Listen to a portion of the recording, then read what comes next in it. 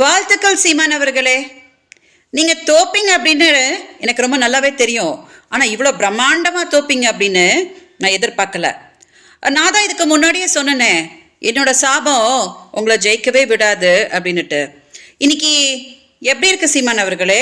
நல்லா குழுன்னு இருக்கா? என்ன தமிழ்நாட்டில் என்னோட மக்களுக்குள்ள வாழ விடாம கர்நாடகாவுக்கு ஓட்டுனீங்களே, அன்னைக்கு எனக்கு இப்படிதான் இருந்துச்சு. ஈரோடு மக்களுக்கு என்னோட நன்றியை தெரிவிச்சுக்கிறேன். ஏன்னா மக்கள் தான் சீமானுக்கு சரியான செருப்படி கொடுக்க முடியும் அப்படின்னு நான் சொல்லியிருந்தேன். அதை இன்னைக்கு அவங்க நடத்தி காட்டியிருக்காங்க. பெரியாரே எனக்கு மண்ணு தான் அப்படின்னு சொன்ன வாய அட்ரஸே இல்லாமல் மண்ணுக்குள்ளே புதைச்சிட்டாங்க.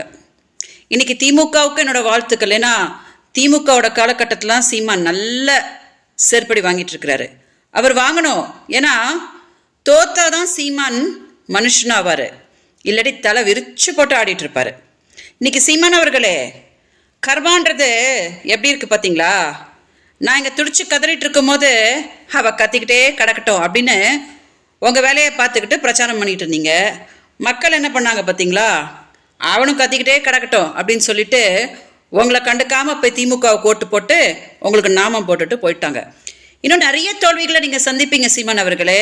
ஏன்னா உங்களுக்கு தான் விஜயலட்சுமியவே பிடிக்காது, உங்களுக்கு வெற்றியும் கிடைக்காது, லக்ஷ்மியும் கிடைக்காது. ஓகேயா? மீடியா தயவு செஞ்சு இந்த வீடியோ டெலிகாஸ்ட் பண்ணுங்க.